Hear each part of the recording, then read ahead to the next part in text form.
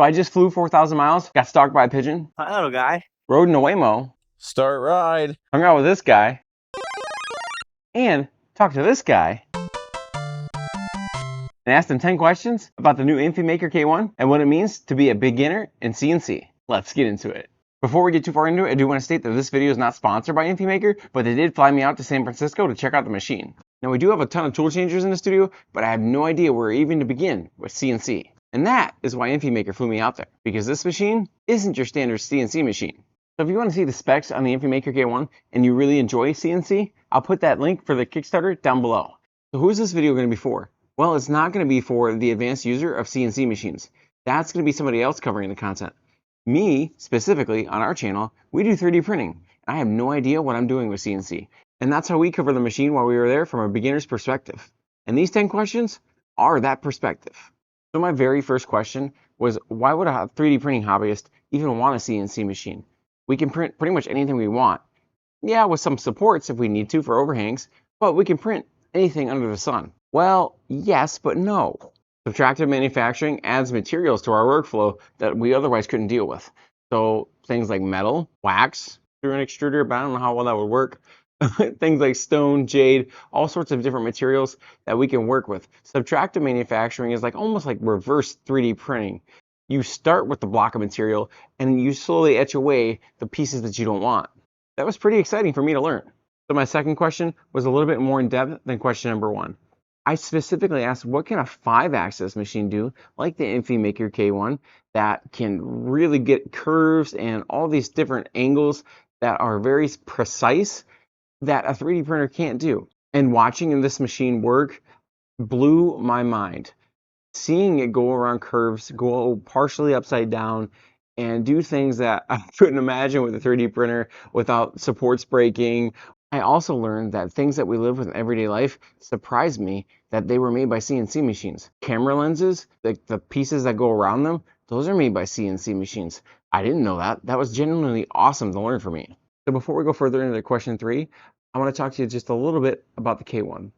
I believe from what I saw out in San Francisco that this machine is really going to open up the possibilities of CNC for the everyday average user that wants to try to get into CNC, but really has been intimidated by it because you got to learn a ton of things. Sometimes you have to even go to trade school to learn CNC.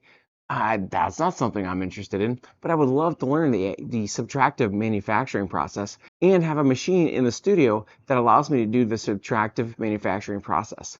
That would allow us to do things for our business that nobody else around can. But I don't know CNC machines.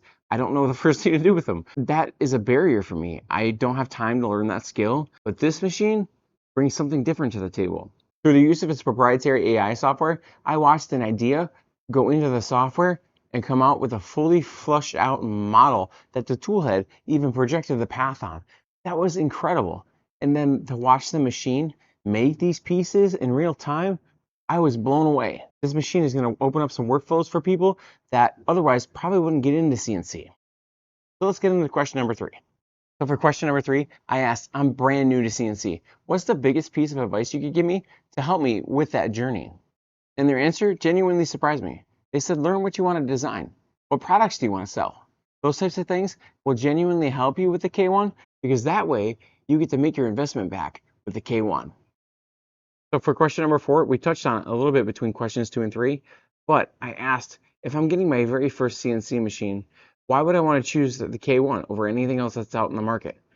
And it's because of the 5-axis and the things that you can make with it. But more importantly, it's because of the AI proprietary software. It's really going to lower those bars and barriers for the average beginner. The fact that the K1 and its software can take something that's just pure thought from text to a fully designed 3D model is pretty crazy. It's pretty awesome to watch, and it can subtractively manufacture it. But there's a little bit more to it as well. On this channel, we cover tool changers for 3D printers. Well, now the K1 is going to be a tool changer for CNC. That's pretty incredible. To watch that tool bay slide in and out and those tools be picked up, it was very mesmerizing to watch. And the beginner in CNC isn't going to need to know how to change those tools as much as you would if you used an actual CNC machine that you had to manually swap the tools out on. It's going to lower that barrier to entry. So question number 5, I asked, So if someone just bought their very first K1, what would be the very first project that they should make on the machine, and what material should they make? Their answer was start out with wood or something soft and learn the capabilities of the K1. Go from something as simple as making a coin to making a chess piece, to making all sorts of different things with the AI functions, and learn the tools and the pieces that go with CNC. Start that journey like we did with 3D printing. Start with PLA. Start with a basic material. Learn what the capabilities of your 3D printer is. Learn the capabilities of what your CNC machine is. And grow with that machine and learn the possibilities of it. And question number 6 that I asked is something that a lot of us ask, especially those of us in the hobby for 3D printing that like to make our investments back on our printer. If someone wanted to earn back their investment on the K1, something simple that they could do is start offering prototyping. With the K1, you really can create without limits. Prototyping, from what I understand, can be very expensive. Sometimes you have to ship it out overseas and then wait for it to come back. It takes time, it takes shipping costs, and that could be something, a niche that develops all on its own, specifically with the K1. That'd be awesome. And also, you can do things like jewelry and dentistry with it. That's pretty incredible to see. So question number 7 was pretty important to ask. Because if you're going to live with a machine for a long period of time, you're going to need to know how to work on it just to keep it up on maintenance. And that was my question. What does maintenance look like with a K1? And their answer was pretty cool. During the R&D process, they determined that they wanted to be no more than 30 minutes on something breaks or maintenance period.